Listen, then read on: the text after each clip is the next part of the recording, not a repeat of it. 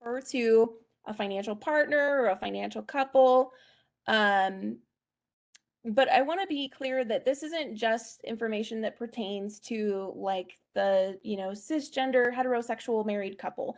A lot of the research that we did to prepare this presentation is based off of that population. However, this information is designed for everybody, whether you are in a romantic relationship where you share money or you're in a platonic relationship. So maybe, you have a roommate or a friend whom you share money and financial responsibility with. This can also apply to those circumstances as well. So as we get in today, we are going to be talking about how to navigate our money and relationships. Specifically, we're going to want to cover the key financial topics, like what am I supposed to be talking about with my partner? Especially, we'll talk about it from the context of we're just kind of getting to know each other and decide whether we want to be in a financial relationship. And we'll also talk about it from the context of um, people who've been together for a long time and managing their money together for a while. We'll also talk about potential sources of conflicts, and we'll talk about some skills that can help us manage through those differences and continue to have a great relationship. We do have the chat, so if you guys would please just, feel free to hop on through chat. It looks like we have about 35 people on, so it might be a little bit harder to come off of mute. But I love when you guys participate and give that feedback. And so if you want to, put your comments or experiences in the chat, I think that's very valuable. We all have the opportunity to learn from one another.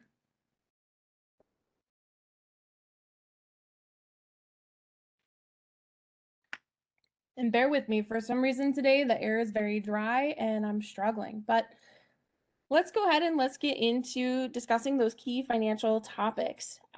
So what is it that I need to talk with my partner about when I start to share a relationship, or I'm considering going into a relationship, or, even somebody that I've been in a relationship with a long time? Well, first we're going to want to talk through our money scripts. We'll also talk about our values and goals, as well as credit history, debts and obligations, and whether we should have joint accounts or separate accounts. Those are some considerations. We are going to dive deeper into these individually as we go through this presentation. So first, starting with money scripts. Those of you who've sat through the Money in the Brain or the Money and Others presentations, you remember money scripts. Out of curiosity, have any of you had the opportunity to evaluate your own money scripts yet? Just feel free to put that in the chat. So if you've evaluated your money scripts, kind of what did you learn about it? How did it impact your ideas around money or even some of your behaviors? Those of you who are new to this idea of money scripts, I'll just kind of describe it quickly.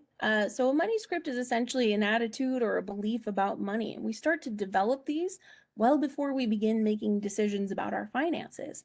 It's helpful for us to understand where these are coming from, because oftentimes they are subconscious. They happen subconsciously.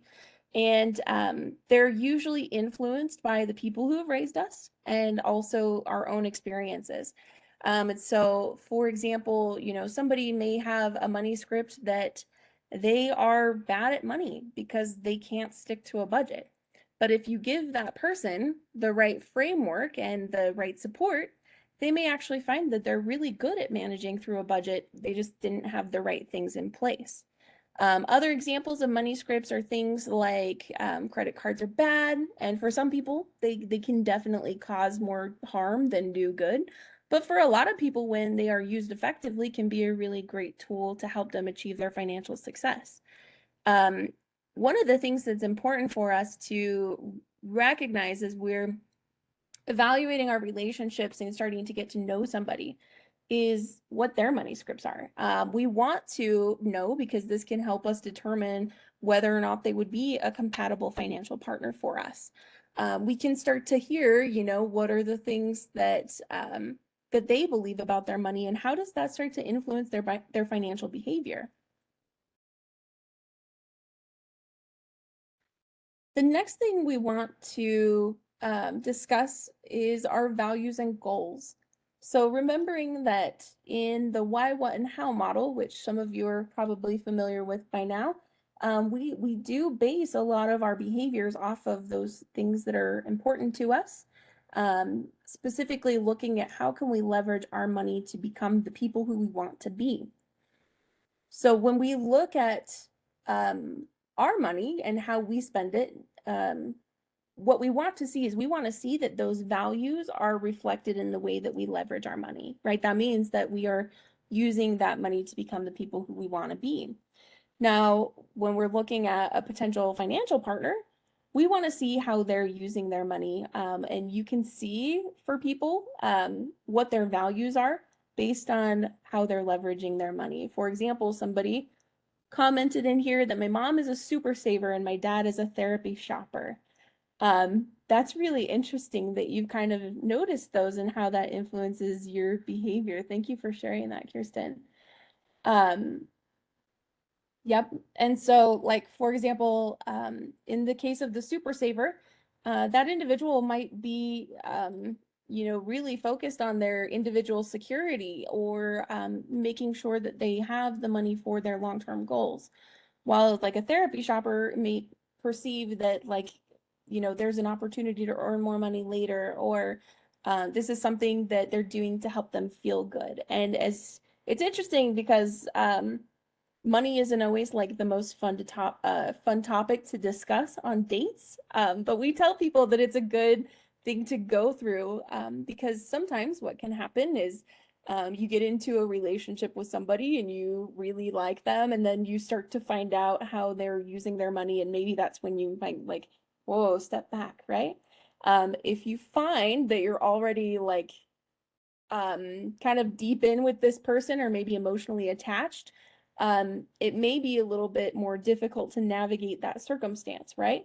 One of the things that's important for us to remember, especially with our values, is that our values are something that don't really change frequently. We might see the expression of those values change or the goals that are helping that person live their values change. But values tend to, stick around. And if they do change, it does take a long time. And so, kind of keeping that in mind and understanding what those things are uh, in with consideration to your partner and how they value those things, that can really help you um, not just like understand the person that you're sharing money with, but it can also help you have more compassion and empathy for them when they're experiencing, financial conflicts, either with you or, even on their own. It can be really helpful. My husband is a super saver, but he only uses the credit card when buying plane tickets. Otherwise, he likes to use cash. Yep. It is a good thing, right? Because you don't have debt. Um, but yeah, that's interesting. We're going to talk a little bit more about styles, Teresa, because you might find as you start to look at your styles, you guys might be similar styles, or you might find that you balance each other really well. So another thing that's interesting about understanding each other's values and goals is that when we create our goals and they come from our values, we find that fulfillment and happiness, right?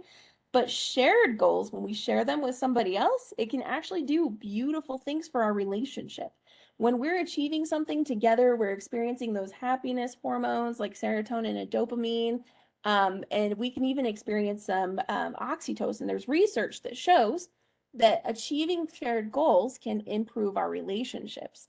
The other thing that it can help with is it can help with that financial interdependence, that sense of learning that we can trust one another and rely on each other. And that is really beneficial for our relationships. I have a friend who talks about this.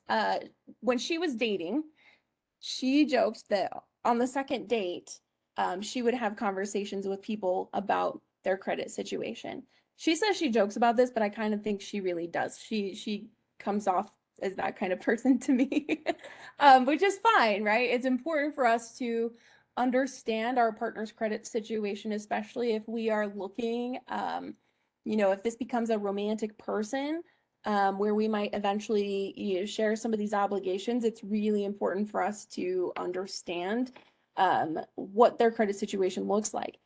Our partner's credit situation, again, whether it's a platonic or romantic partner, can have an ability or can have an impact on our ability to obtain shared financial goals. And so, you know, for example, if you and your partner have this shared financial goal to buy a home together, but your partner's credit score is really low, that can, you know, obviously get in the way of you guys being able to get that home.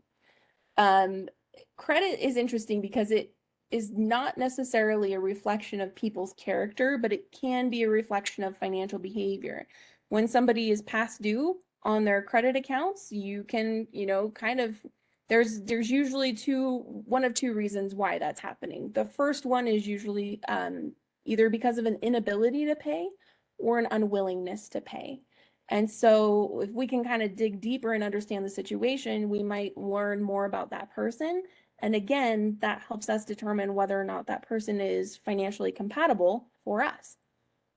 Something that long-term couples can do to help, you know, just kind of stay on the same page with their finances is to review their credit together. This is not necessarily like to judge one another, right? But it is helpful to see the changes over time. It can be a really good way to discuss more difficult things. For example, you know, I've had sessions with couples, you know, who have had changes in their debt because they have individual credit cards, but they haven't been able to communicate that with their spouse. And that can be a really hard thing. It could center out of embarrassment. It can also center, like, it can feel like, you know, there might be some concerns around trust and things like that. And so just having a regular expectation that this is going to be part of your financial relationship, that we're going to talk about credit, we're going to talk about, you know, what our finances look like, is a really good thing to have set in place in really any relationship where money is involved. I did point out again, you know, it may change over time. Again, that's really just kind of keeping an eye on things. We know credit changes every day, you know, plus or minus a few points. And so really just kind of keeping an eye on that. Where, if I want to access a copy of my credit report, where's a good place to go for that? Feel free to drop it in the chat.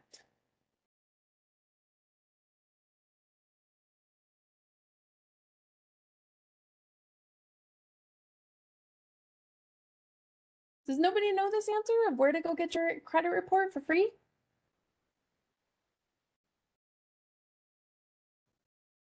Your bank? That's a good guess. You can get your credit report from any of the credit reporting agencies. Yes.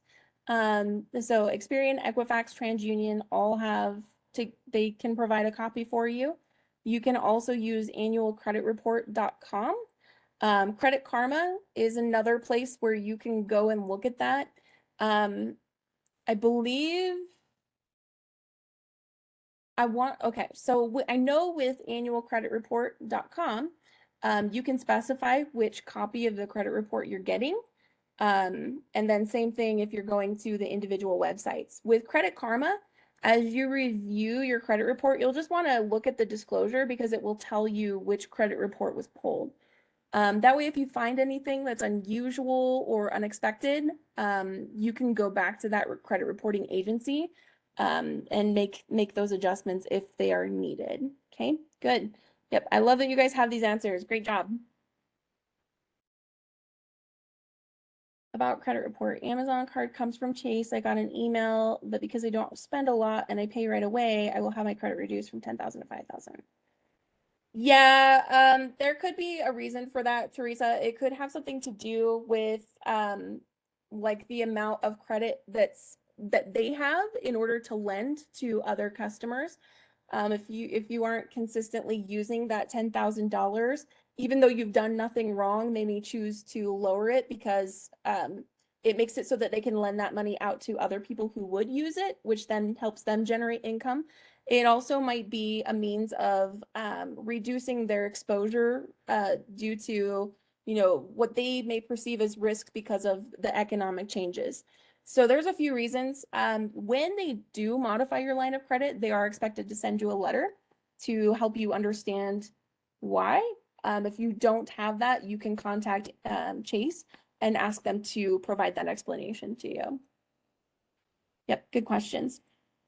So going back to our conversation in talking about money and relationships and, what are some things I want to be talking to a potential financial partner about or a current financial partner?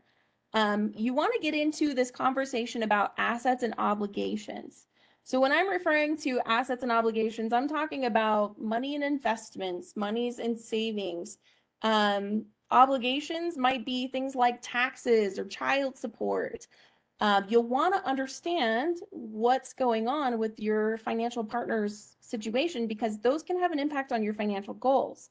So for example, if your partner owes back taxes, that can make it, if let's say you guys get married or you share a bank account, that could lead to garnishments on your shared account, or it could be, put like basically you may end up having to pay it to help settle. So that's something that you want to kind of be careful with. And you want to make sure that you're having an open, honest conversation about it. You'll also want to kind of think about what you want to combine and what you feel like you want to keep separate. I would say it's normal if you find yourself in a situation where maybe you've spent the past 15 years building your 401k. If you find, that you have a new financial partner and you're like, I don't know that I want to share that with them, or I don't know that I want to put their name on the savings that I've been building over time, I think that's okay, right? And it's okay to have that conversation to say, maybe down the road when we've been together longer, it may make more sense, but right now I want to keep that separate. So again, having those conversations. As far as how does that affect common law individuals? I'm not sure. You may want to reach out to a tax professional to kind of find out if that's something that could have an impact on you. I don't have enough information about that, unfortunately, but I bet you could talk to a tax professional who could give you more information. And anytime taxes are involved, it's always a good opportunity to consult somebody. I know people, I am one of those people, where like one of the reasons that I chose to get married again was because of the tax implications and some of the benefits that it allowed us to have that we wouldn't have had we chose not to be married. But with that, we had conversations about where does, who gets my 401k if I pass away, or who gets, this amount of money, different things like that. It can kind of be interesting to have those conversations. The other thing that I want to encourage you to do, and this can be kind of a weird conversation to have with your partner, especially if you are like, well, I don't know that you would have this with like a potential financial partner, but have an estate plan in place, because this can help protect you and your partner.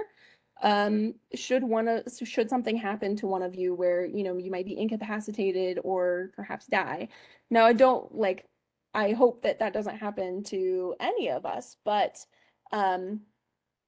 again, one of the reasons why I chose to get married was a second time, was because my partner and I shared a house, and my concern was that, I may have greedy family members who tried to take my half of my investment in my home, and potentially displace my partner. And that was really like a big fear of mine. And so now that we're married, obviously all of the things would go to that individual. But it's kind of interesting when you start to think about those things. Now, you don't have to get married in order to have those protections. You can work with a lawyer who can set up things like power of attorney, help you create a will, different things like that to help protect you, protect you both in that situation, and to try to make it as simple as possible. But it is something that you do want to give some thought to and start to create a plan around, just so that if something does happen to either one of you, the other, in addition to the stress that you'll already be experiencing, will hopefully not have to deal with all of the financial distress that somebody may go through when those things aren't taken into consideration. Again, great for potential financial partners, but also like if you're already in a financial relationship, you'll want to have these conversations. We had a conversation this morning on my team member or on my team meeting about, just making sure even something as simple as if you're on a joint account there, or if you have a spouse that has an account, making sure that you're listed as a joint or a beneficiary, especially if all of your money is tied up in that account. Should something happen to them unexpectedly, you wouldn't want to have to deal with going through probate or waiting for a set amount of time before you could access those funds and, try to keep everything afloat. And so, again, just kind of explore that with your partner, making sure that you have things in place to mitigate the amount of disruption that could happen. On to a more fun topic. Let's talk about joint or separate accounts. So with joint and separate accounts, this can be another decision that can be a little bit tricky. Some people in their money scripts believe that you have to have a joint account if you are in a romantic relationship, or if you're married, anything like that where you're committed. There is that belief that you have to, and I'm here to tell you that it's up to you, right? And that if you know me and you've heard me talk, I like to go rogue on those kinds of things, but it's true. Do what works best for you. There are benefits to having joint accounts. Like I talked about earlier, having that shared access and that continuity if something happens is really valuable. But I also know that people really enjoy the transparency and simplicity. Transparency in your relationship, like I used to have this with my former husband, where we had notifications set up on our checking account, and I would get a text message every time I went to Target. How much did you spend? How much did you spend at Target today, or what did you buy at Target? Because he would get a notification about it. And so, again, having that transparency, and it was a good way for me to know that I was going to be held accountable. Oh, I've got to come back and I've got to speak to that, just to kind of explain. Like, it wasn't really anything of like, you shouldn't or whatever. It was more of a curiosity thing. Having one account where everything goes in can be really nice for simplicity. You get to see what's coming in and what's coming out, and it just funnels all together in one. There are some disadvantages of joint accounts, and these can be more so, kind of depending on what your financial relationship looks like. So, for example, shared ownership of assets in the account. This means that everybody who's set as a joint account holder has equal access to that account. If you have, somebody who's maybe struggling financially, that could potentially compromise the account. Or, if there are like deductions that are coming through, that can create some issues too, right? Another potential problem with joint accounts is there is that potential loss of financial autonomy and involvement. What they've found is with married couples, there tends to be one person who manages the account more than the other, or is more involved in making more decisions. And that can be kind of problematic, especially if, something happens to that relationship or happens to the individual who's managing money. If the other person isn't fresh with their financial skills, it could result in a lot of different issues. Yep. And so, Nissa, that's exactly what I'm going to get to next, is that you don't have to have this like all or nothing attitude about it, right? You can have both joint and separate accounts, and that can be really, really nice. Even if you're, like, I feel like most of the people that I talk to about this are like on their second marriage, and they're like, yeah, I should have done this the first time. So if you're on your first marriage and you're like, I'd really like it if we didn't have this conflict, there are some solutions that can help you with that. So one of the things that you want to do is you enter into a joint account is that you agree on expectations for the account. That could be something like, anything over $25. We're going to make an agreement to discuss it before we go out and make that spend. You may also do something like allocate an equal amount of money for each partner for discretionary spending, like your Target run. You know, you can do that a couple of ways. Some people prefer to do like a secondary savings account and they'll put their name on it. So that when they get paid, the money automatically transfers from their primary checking account and goes into those secondary savings account. And then, you know, if you like your Target run, that's your business. If your partner wants to spend on their Xbox Live or whatever, they can do that. And it is really nice because it creates some of that freedom. The key thing to remember here is equal amounts. Just because somebody makes more money than the other does not necessarily mean, unless you agree to it, but I wouldn't recommend it, that they're going to get more than the other, right? We really want to make sure that there is that equity there, and we'll talk a little bit more about that towards the end of this presentation. And then another thing that you want to do is just make sure that you're participating in that account management, that both of you are involved, whether you are, you know, sitting down, having a money date. It sounds really, really like, what's the word I'm looking for? Romantic, right? It's very romantic to sit down and talk about your money. But it is helpful so that everybody knows what's going on. You understand, you know, what's coming in and what's coming out, and what you can catch up on your financial goals and see how things are tracking. Another option that you have is you can each take turns. If it's easier, you know, for Q1, your spouse, your partner, you let them run it for the quarter and just kind of keep you informed with like, hey, this is what's going on. That works too. And then, you know, quarter two, you get to switch and you're the one who's doing the account management. That's going to help make sure that you each stay up to date on what's happening in the account, and also help you maintain those skills. And it, again, helps with that transparency and autonomy. So maybe you don't want to go all in with your joint account, and that's okay. Just like Nissa said, you know, you can have a joint account for your shared goals and obligations, and then you can have a separate individual account for things like your personal assets. Looking here. Okay, that's interesting. So Gwen said that her husband and she have separate accounts or separate credit cards that are exclusively for spending on whatever. So no permission to spend the money is required, and we both just have to manage our fund money accounts responsibly. Yeah.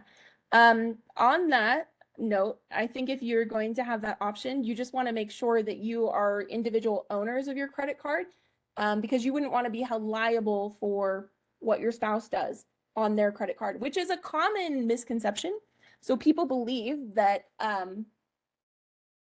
if their spouse is an individual on their own credit card, but and they are listed or they're listed as an authorized buyer or not on the account at all, that they can still be held responsible for the debt. That is not necessarily true. The way that that could become true is, you know, if your money that's paying for each account is coming from the shared account where you're both on it, then, you know, that could kind of create that trickiness because the money's going to come out to pay the bill. However, you are not obligated to that. So a lot of people have that common misconception that if I'm married to somebody, then I'm obligated to their credit card debt. Not the case. It has to be under your name, either as a secondary or you have to own it as an individual. So that's why I said on those credit cards, it's good to kind of keep just individual names on those, okay? But same thing with like this joint or separate account thing. So, you know, if you want to put, let's say, you're in a situation like mine where we choose to keep most of our money separate just because we have different spending attitudes and beliefs. But we created a joint account when we bought our trailer, which we bought before we bought our house. And we made an agreement to each contribute a set amount to pay off the trailer, and then to put extra in there in case something happened and it needed to be repaired. So this worked out really well because we paid off our trailer sooner than expected. And then when we bought our house, we did the same thing. Each of us pays half of the house payment and utilities, and then we also have money set aside for home repairs because nobody wants to get stuck with home repairs and not have a plan. And this has really helped us create a nice cushion together. And then for ourselves, we each have, a set, like, you cannot go below this amount rule for our individual needs. And it allows us, to have our own savings accounts and our own obligations like credit cards and things like that. We each have our own cars that we've chosen not to put the other on just because we didn't have to. We could qualify on our own. And it kind of keeps this nice divide. Now, there are some marriage and family therapists who will tell you that's not the way to do it. But I will tell you that I don't have fights about money with my spouse. It's really, really nice. So speaking of, conflict and potential arguments, let's talk quickly about what those potential sources of conflict could look like. Having an awareness of these is really helpful for us to try to get ahead of them, like kind of know what those pain points might become so that we can have those conversations ahead of time and hopefully not have to deal with too much conflict along the way. Before we jump into that, I want to share this quote with you. This is from Kyle Benson. He's from the Gottman Institute. He writes some of their blogs. And he says this, he says, money is loaded with power and meaning that can make discussions heated and hurtful. Arguments about money aren't about money. They're about our dreams, our fears, and our inadequacies.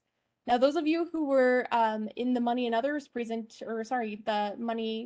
the Science to Buying Happiness presentation that we did last week, you got to see a similar quote, and I'm going to bring that up in just a minute in case you don't remember what it was. But as we get into those potential sources of conflict, it's really important for us to recognize that they kind of fall into these three categories when it comes to money. Because again, this is not necessarily about money, this is about deeper things. So we'll talk about spending styles, which I alluded to in just a few minutes ago. We'll also talk about our emotions, and we'll talk about perceptions. So starting first with spending styles. Now, again, understanding these and understanding where you are and where your financial partner is can really help you kind of like put yourself in their shoes and have more empathy. So I'll give you an example of this. If you are somebody who is a materialist and you have a money relationship with somebody who is a saver, this could potentially create some conflict. You might be the materialist and you love to go shopping for new items or more expensive items or, things like that. But then your partner might get frustrated because they're a saver and they want to put money away to help build wealth or experience more safety and security in their finances. You can start to see how that begins to clash. It's interesting because if we go back to our values even, we might find that these individuals value the same things, but they may not necessarily be in the same order. And so this is where we've got to kind of find that space in compromise. Does anybody identify with any of these specific styles? Just kind of off the bat, is there anything that's sticking out to you? I know for me, I fall somewhere between the spender and giver. And I would say it's probably more along the spender side. I'm all about, doing things like going horseback riding, or, having the fun things on Amazon. Yep, fall between both. Good deal. I'm amongst my people. I love it. Yep, and again, we can see these as we start to outline our why, what, and how, and recognizing, the values that we carry with us every day. Yep, and again, you're not going to fall into just one. You're probably going to overlap between the two. But do you guys see how this could be helpful, like with your financial partners? I know for me, my financial partner tends to be more of a saver. And so this is one of the reasons why we do better by not sharing money. uh, and it's kind of interesting to kind of see how those things how those things go. But when I get really excited about something, you know, it could be something for the house that I'm like, oh man, we got to do this or we got to do this. And I see him kind of like sit back and just like the wheels start turning in his eyes. I'm like, oh, okay, you know what he's thinking about? He's thinking about when are we going to pay to replace the siding on the house? Or, you know, how are we going to get that patio in the backyard that we've dreamed about? You know, because those are things that are important to him and he sees that as an upgrade to the house. More of a saver and a giver. Yeah. Well, and then you put grandkids in the mix, Diana. And I know my mom is she's a grandma and there's like no holds bar when it comes to the grandkids. Like she's all about giving them the things and the experiences that she wants them to have. I love that. So this is the quote that I alluded to earlier that we talk about in The Science of Buying Happiness. Money is a major issue for couples because it, like nothing else we know of, provides the screen on which couples project all their deepest fears, hopes, and hurts in life. This very much mirrors what the gentleman from the Gottman Institute said. But I think if we start to think about this in the context of emotions, it can really help us understand and have more empathy for where our partner is coming from. And when we can have that empathy, it allows us to kind of slow down and instead of you know having our emotions take over, which might feel like we're being threatened, we can stop and think about this from a more um, objective standpoint. Okay. Those of you who remember emotions probably remember that these are processed within our brain. Really, they initially come from the limbic system. And the limbic system is what we know of to charge up that fight or flight instinct that you may have. And when we perceive opportunities, you know, those are those opportunities to get rewards. We often experience a similar experience as what we do when we perceive threats. So that fight or flight can be something similar when we're experiencing those opportunities too.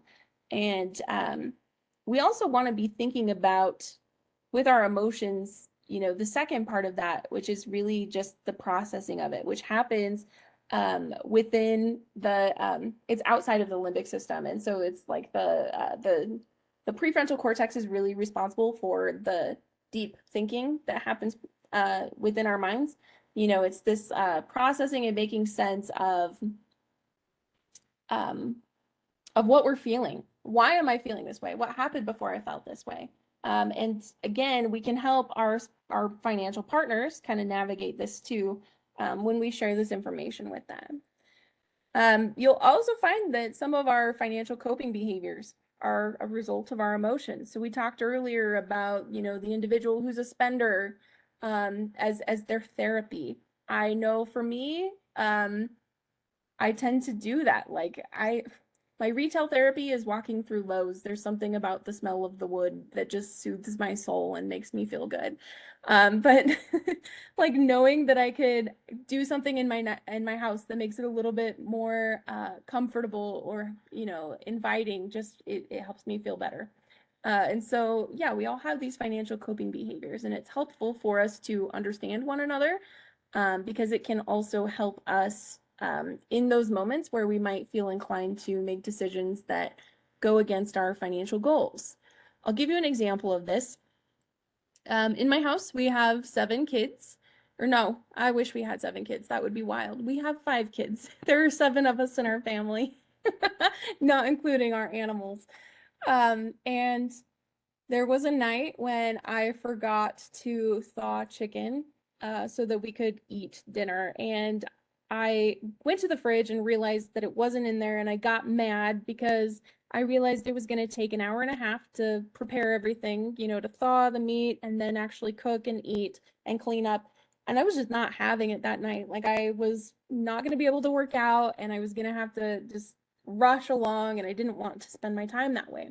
And so I went right to, well, forget this. We're going to go to Betos. I'm going to order a bunch of bean and cheese burritos, and that's what we can all eat tonight. And my spouse knowing that this is an area of focus that I'm trying to work on, had to like sit me down and like, okay, what's going on, Cass? Like, let's talk through this and what are you feeling? And I was really anxious, and they were able to help me figure out a plan so that I could not have to give up the things that I was hoping to give up without having to go and spend the $70 a bit just to make sure that everybody could eat. So this is just one example of, how we can recognize those emotions and coping behaviors, and how we can be good accountability partners to those who we share our financial journeys with, to, help us all kind of stay on track and continue to move forward toward our financial goals. Now, another thing that I want to talk about is perceptions. So perceptions within the financial relationship can happen both, from the outside, right? What we perceive in the world and society and the economy around us, but it can also happen internally too. And so it's really important for us to recognize what those are, and have those conversations in an open manner, and so that we can, address those things. So when we think about social and economic pressures, what are some ideas that come to your mind as you're thinking about that and perceptions in a financial relationship? What do you think could come up? Feel free to put it in the chat.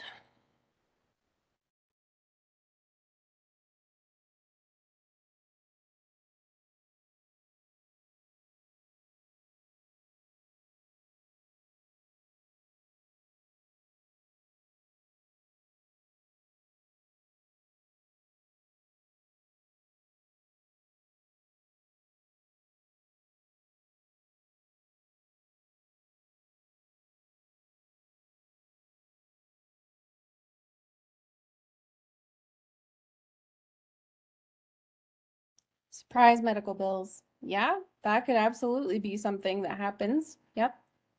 As part of like that economic pressure. Good. One of the things that I think is interesting that's come out through some research is um, this perception, even in 2023, that American men of like all races are reported to believe that they should make more than their female spouses. It's 2023, and that's still a belief that's very common amongst American men, and it's all across the board. It's not specific to, white men or Hispanic men, or, it's all across the board. And so that could be an example of an economic or social pressure that people are experiencing. There's additional research that shows that in relationships where the female spouse earns more than her male spouse, um, they are 50% more likely to have their relationship end in divorce compared to those where the male earns more than the female.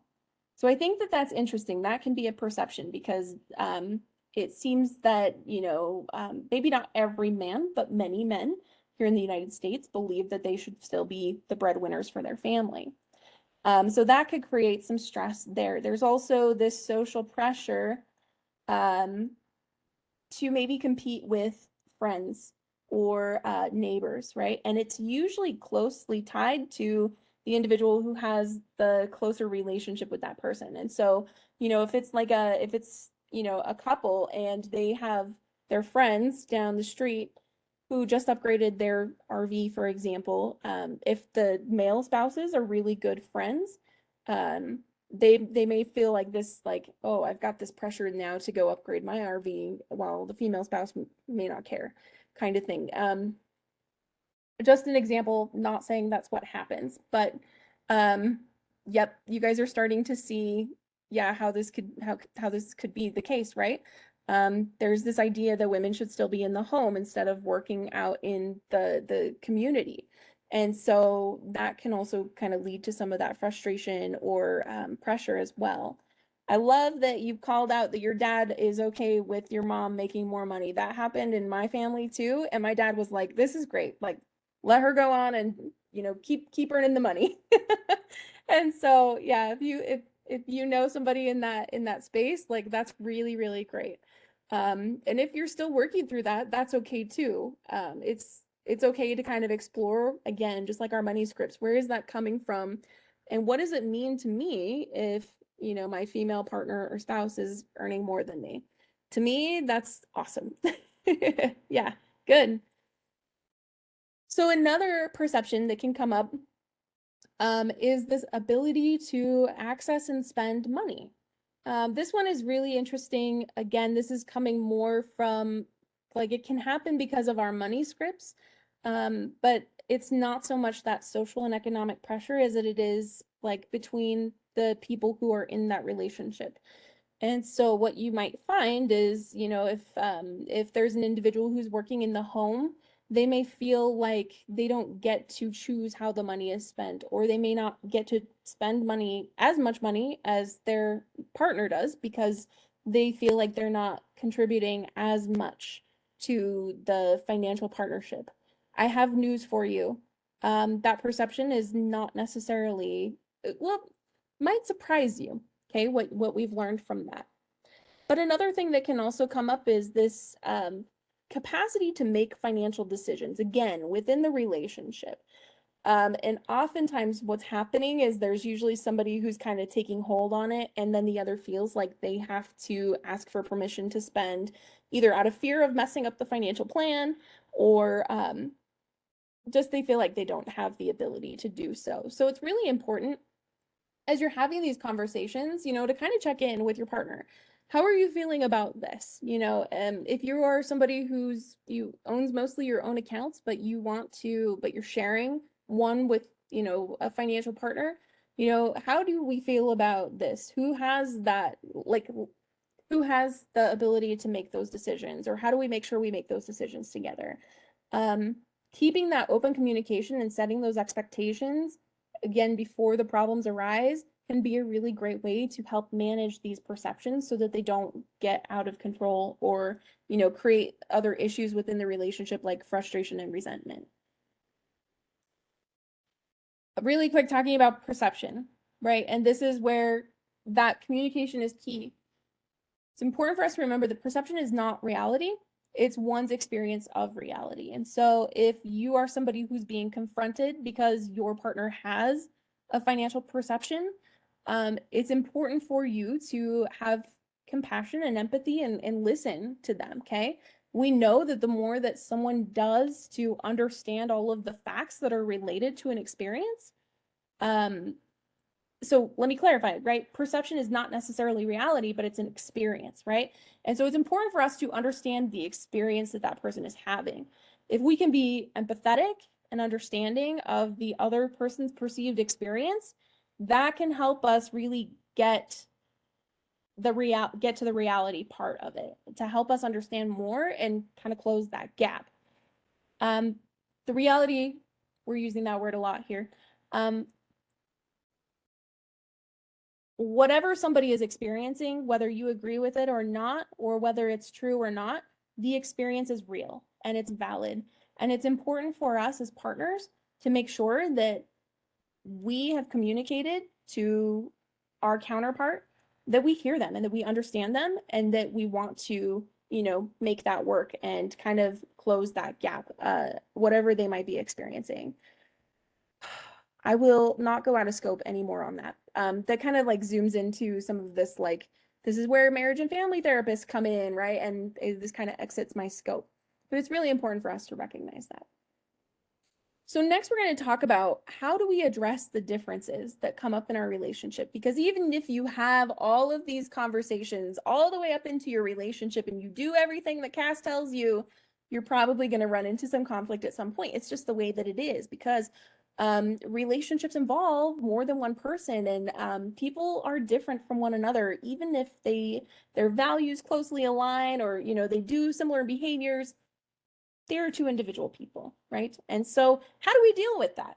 Well, in this section, we're going to spend time talking about what it means to practice radical generosity. You're going to learn what it is and how you can use it in your relationships, not just for money, but mostly for money. And then we'll talk about how you apply the why, what, how model. Now, I know if you've sat on this presentation or any of the others, you're probably familiar with this by now. And it is something that just carries through And that's why it's so good. Like it's good for almost any money situation that you could find yourself in. And then lastly, we'll talk about how to use mindfulness to help you manage through those really difficult situations. So starting with radical generosity. So this idea, um, it's kind of an idea that's more like you have to go on the internet and learn about it. But the book that I found while I was doing this research that talks about it more specifically is the 80-80 Marriage. And you can find this by Kaylee and Nate Klemp. They're married and talk about, how these ideas kind of help with their marriage. It's kind of an interesting book if you want to find ways to improve your relationship, but in the context of money, this idea of radical generosity is this idea of doing something without the expectation that you're going to get something in return for doing it. I think that this is really powerful because a lot of the times when we're thinking about our money, we're usually expecting something to come back from it, right? I'm going to do this so that I get this kind of thing. And it can be a little bit of a mind shift, but it can be a great way to help you through those difficult situations. If you're able to make that compromise, or I don't even know that sacrifice is the word for it because sacrifice kind of suggests that it's negative. If you're able to, kind of let go and let that other person do what they want to do without that expectation, you're not going to experience the letdown of not having your expectation fulfilled. But you're also going to experience some positive hormones in your brain, like oxytocin, dopamine, and serotonin. These are your happy hormones. Oxytocin is really good for creating bonds between individuals. Another thing that you can do that helps you practice radical generosity is just kind of understand your partner, understand where they're coming from. There are people who, like me, love to spend on Christmas, and my partner, he does not give any cares about it. He's like, Christmas is great and I love celebrating it, but I don't want to go all out like you do. I don't value the same thing. But I explained to him, like, this is why it's important to me. It's nostalgic. I want to give my kids those same experiences so that they can pass on the traditions that my family has had. And he's starting to say, oh, okay, now I can build more empathy and understanding of why you do what you do. Okay. Now, because that's something that we keep separate, I don't have to put it into a financial plan with them, but it is something that is part of my financial plan. And so I have to make sure that I can balance my obligations that I've made to my financial partner while still meeting some of those things that are important to me. Another thing that they talk about is making a daily habit of contribution and gratitude. Now, this is really interesting because we found that if you can express gratitude on a regular basis around your finances, you tend to spend, you tend to make better decisions around saving and spending. And there's research on that. If you want me to send you the article, I'm happy to do so. But it's kind of interesting that that idea of gratitude can be so powerful if we're regularly expecting that. Not only is it good for your financial situation, it's good for your relationship. Again, as we're experiencing gratitude, we're experiencing those happy hormones, and improving our bond with our partner, who also probably really likes to experience that feeling that you're having towards them of gratitude too. Remember when we talked about money a minute ago and we've been talking about money for the past hour. Cass, what are you talking about? But we were talking about this idea that individuals who work in the home may not feel like they have as much ability to spend or make financial decisions because they don't feel like they're contributing. And this is the part where I was like, I'm gonna tell you something that surprises you. I got you, Mary. I'll send that to you. So here's what's interesting. According to Yahoo Finance, they did a 2022 survey. They found that the average homemaker would make over $126,000 a year if they were paid for all the tasks that they do. That's more than I make. I'll tell you that. And so, if anybody's like, concerned about their spouse bringing in or contributing to the home, know that that's what the value is. And you can start to see how that breaks down based on these average hourly rates. Yeah, it's kind of interesting to see that. And I think it's one of the things that, again, money scripts, right? Perceptions, we tend to not value these things as much, or we may not value what's happening when we're making contributions in the home. And this really calls attention to that and encourages us to be mindful and make sure that we're expressing that gratitude and even contributing when we are with our financial partners, and making sure that we're kind of giving that. Anyway, just keep going. I lost track here for a second. It's like Monday in my brain. All right, so we've shared the why, what, and how a few times with you. If you're not already familiar with this, this is what I call the framework for financial accountability and ultimately your happiness and well-being. So the why is who and how, who do I ultimately want to become, and how do I use my money to get there? This is where your values live. So we were talking about spending styles and values. If you are somebody who values experience, or you value having the latest and greatest things, that might be in your why. Your what is around goals. What are you going to do to know that you are living out your why? How will you know that you are doing that?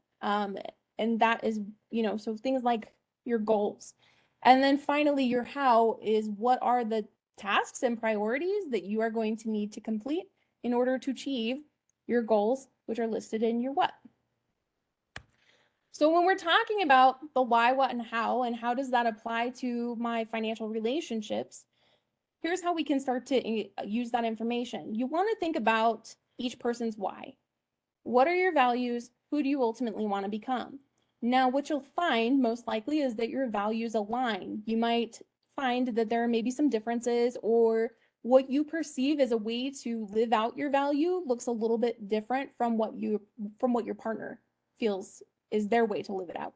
So this is where you have the opportunity to start to find common ground and then build from there. Define your goals around the things that are shared. What are the things that motivate you? What do you want to achieve? And start at that point. Then, once you've kind of made that list, you can start to rank things in the order of importance. How important is it to you guys to achieve this?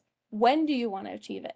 How much is it going to cost? And what do you need to do, either once or on a regular basis, in order to accomplish it? You can start to see how we're filling in that why, what, and how. And then we need to consider potential barriers, just like we have with the how in the past. When we consider our potential barriers, that's where we can start to say, that may not work. We need to come back and revisit that and maybe make a new plan or make some adjustments to our existing plan so that it's not a problem for us moving forward. Now, what do I do if I get stuck? We're all going to get stuck at some point, like I said. And so this is where we can come in and we can start to practice mindfulness. We can also take a look at our why, what, and how can we come back and find that common ground again. And then that we can also look at an abundance mindset. So as you're thinking about your mindfulness, it can be something, it can be like the most simple things. It can be just sitting quietly in a room, focusing on your breathing. It can be a free write for 2 minutes where you're not worried about grammar or punctuation or anything like that. It can also just be taking a walk and looking around and saying, what am I feeling? What am I experiencing? Just being in the moment. When you revisit your why, what, and how, again, that's where you're going to find that common ground and you can continue to build from there. And then the abundance mindset. Has anybody ever heard of this? This is from Franklin Covey's 7 Habits for Highly Effective People. And he talks about the abundance mindset as looking at there's always going to be more. So rather than saying I'm in a fixed spot and I'm not we just can't do it, saying, okay, right now that may not be a possibility, but in the future, I'm going to be able to do this. And he talks about, again, creating that plan to manifest it. So You know, I may not be able to make this amount of money this year, but if I do these things and follow through this plan, I'm going to be able to get there, kind of thing. So that's all that I have for you today on money and relationships. As always, we've got some action items for you guys to take with you because we don't want to just sit here and talk for an hour and then have you leave and do nothing. So here's what we encourage you to do. I encourage you to discuss those key financial topics with your potential or current financial partners. Again, make this a normal part of your relationship. And as you guys are identifying changes, make sure that you are talking about those as well. Look for your potential sources of conflict in your financial relationship and see if you can get ahead of those things. It's going to require a lot of open conversations. And if you find yourself in a situation where you're needing professional help, definitely look for the opportunities to take advantage of those things. Brittany, do you guys have an EAP? Just let us know in the chat if you would.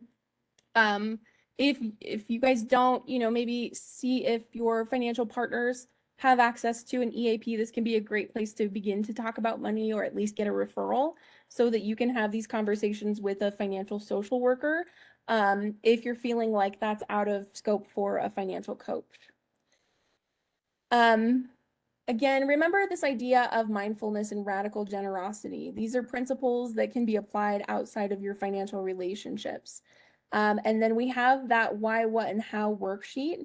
Don't have it available for download today, unfortunately, but you can go to macu.com/brain.